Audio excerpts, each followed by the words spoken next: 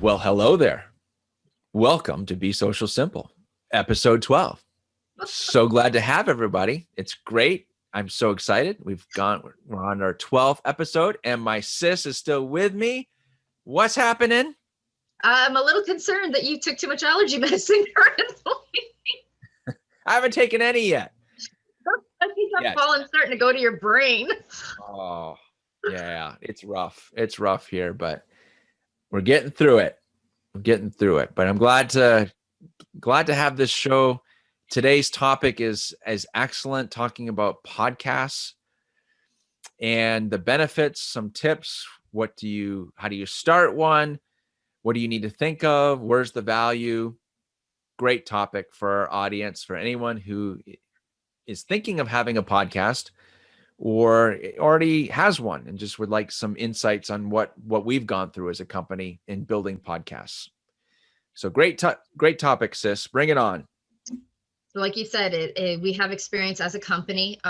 You started a podcast through one of our affiliate companies, Juvo Hub, just over a year ago. We're also transitioning Market Me Social. I personally think podcasts are important because you're hitting every type of viewership, be it somebody that prefers to listen versus somebody that would watch on YouTube. It's a nice bookend to hit all of your targets. But what I wanted to ask you today, because I'm still really new to this podcast thing, how easy and or difficult was it for you when you were getting Juvo Hub ready to roll out? Like, what were some of the pain points that you may have experienced and learning curve that you found, just to kind of share with our viewers today? Yeah, I'm not allowed to say that. I was told by our editor, I'm not allowed to say that's a good question. So for all of our viewers, if you heard me say that, write a comment. I'm not allowed to say that's a good question, even though it was a very good question. I thought it was an excellent question. Is it easy and difficult to start a podcast? Yes, on both fronts. How is it easy? There is a lot less work involved in making a podcast versus like what we're doing. We're doing video. So you're only doing audio. So from a technical perspective, it's very, very simple as long as you have the right components. But also that can be difficult because if you don't have a lot of background in making sure that you've got good audio, making sure that you're in a room that kind of buffers out noise and other things that could get in the way of your production, you're going to go through those kind of like those growing pains. I wouldn't say it's necessarily difficult, but it's just growing pains. But overall, a podcast, what do you need? You need a good quality microphone. I would not use a laptop microphone. And you need something that's going to host it. So there's a lot of different tools that are out there that you can use for hosting. We use Blueberry. I always pronounce it wrong, but we'll have that in the show notes, who we prefer for our hosting, but a great, very simple tool to set up that works with a WordPress website if you want, and gives you all the tools to get your podcast set up to all the major distribution stations. Nice. And I'm going to say great tips. I don't know if I'm still allowed to say that or not. I haven't been told we'll not have to to talk say to that the yet. editor. Yeah, we'll have to talk to the editor. Okay. Yeah. But it is great. Like for minimal investment. So that's a good thing. I like how you brought that up. You need a good microphone. You need a decent area to do that recording. So for minimal investment, you can really get this up and rolling. It's not as overwhelming as it needs to seem. You can get it started, get it doing. So if you're on the fence, do it. Go buy that microphone, get started, plan your content, get rocking. So that leads into why should you do this? What's the added value for a company to having a podcast? Why should they be thinking of this as part of their media package? So you have another set of types of viewers that are out there. So if you're traditional, has been blog, which for me, it has been for years, has been blogging. I love writing. I think blogs are a great way to connect with people. Obviously, they're great for, website traffic, SEO.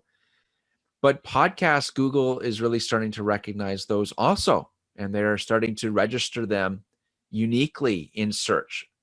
So you providing another way for Google to find you. So that is one of the value propositions when it comes to a podcast. Number two, it brings your personality out to an otherwise silent voice. So your blog may have a lot of personality, and people have connected with that for over the years, but now you're giving them your voice. And so it's a lot of fun. I find podcasting extremely fulfilling. As someone who's creative and loves making content, I had always wanted to make a podcast. And when I finally launched it, it was just the best thing ever. And it really, I mean, it's still, I guess, it's taking its time. Like, it's only been a year. It's still getting traction. But my expectations are, I don't know who, what, when, or how people will listen to it. But the fact is, every time a new episode goes out, we get a whole bunch more people who are listening to it. So that's just like blogging. I think there's that nice parallel. When you wrote your first blog for your website, it was crickets. But if you were consistent with it, the value continued to grow. Podcasting's the same way. It may be like crickets at the beginning, but as you continue to make content and engage with your audience, the value will continue to grow, and you're going to have a ton of fun.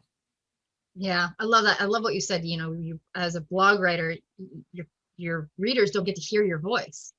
What a great way to really personalize it, to bring your readership over to that type of media, for them to hear your voice. That's awesome, because I know, like, how I write, I know how it sounds in my head, but I don't know if that's how it sounds in your head. So what a great way to really touch base with your target audience. Like, that's amazing. So like we said, you've been doing this for just over a year now. So what lessons have you learned from, a year ago to today when it comes to working on your podcast? What are some of your biggest, aha moments with your podcast?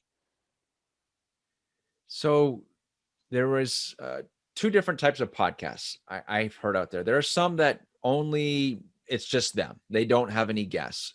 So there's a level of simplicity with that. What I learned the hard way a few times is I didn't prep the guests perhaps as well as I should have from a technical standpoint. And it made it very, very difficult. Number one being internet. We don't have a studio.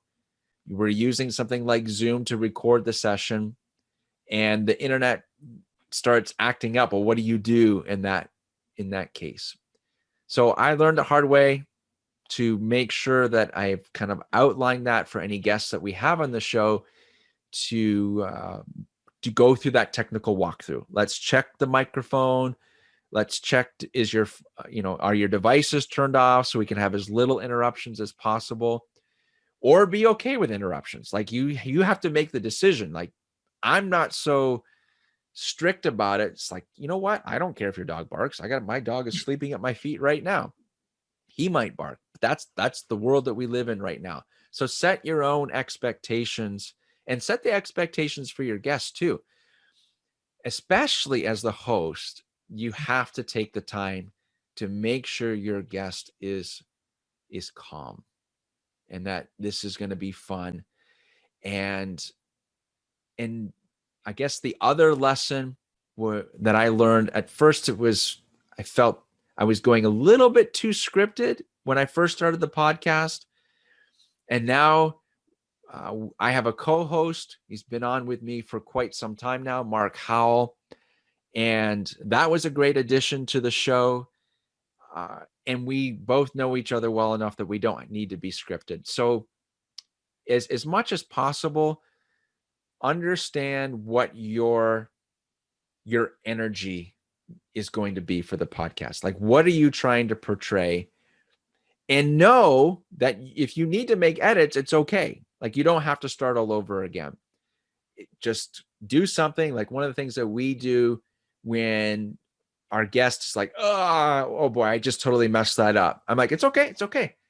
As much as you can make yourself feel comfortable and make your guests, if you do have guests, And as we talked about in a previous episode, you still need an outline. So when you're writing your copy, have something, at least some sort of an outline of what you're trying to accomplish. That way you don't go off on any crazy tangent.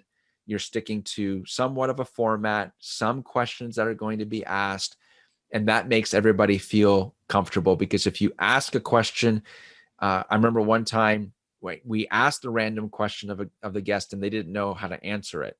And so that was a little bit awkward. Thankfully, we could edit that part out, so that was fine. But really important that you have something that is outlined well to keep everybody, feeling good about the show. And just have fun at the end of the day. Just have fun. Yeah, Yep. just relax. Because I know when we first got this started, you're the only person that has ever convinced me to step in front of a camera on a regular basis. I know. It's amazing. But I was so nervous and so like stressed out. Like, and yeah, even now I'm like, which one? Like, because I got a new webcam and I'm like, where am I looking? And I'm like, just relax. Like at the end of the day, having that format, that content. We know what we want to talk about. We know what we want to share. I'm happy that my dogs haven't barked yet, but yeah, it's good. Just have fun. Like even if you're talking about a serious situation or a serious topic, take that deep breath, relax. Yep. And go. Chill. I'm still learning it. I'm going to follow my own advice. And apparently stop saying great question and great tips. Yes. For our listeners, we have a very, very detailed, wonderful, beautiful editor, post-production producer, my dear wife, and she keeps us sharp. That's all I have to say. Very good. Yeah, nice overview. Great topic today, sis. So if you're thinking of starting a podcast or you're in a podcast right now, share it with us. We'd love to hear your podcast. Share it with us in the comments. Ping me. I'd love to know about it here. If you need any feedback, I'm happy to provide that at any time. Check out our podcast on our other website, JuvoHub, JuvoHub.com.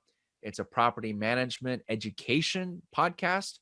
So if you haven't checked that out, be sure to go over there, and you can find that on any of the major podcast stations, also iTunes, iHeart, Pandora, Stitcher, so on and so on. It's on pretty well all of them. So thank you everyone for being here. Give us the thumbs up, reviews, so on, whether you're on our YouTube channel or if you're listening to this, because this is now on a podcast. We're grateful to all of you. As always, we thank you for listening and viewing this show. Take care, everyone. We'll see you next time.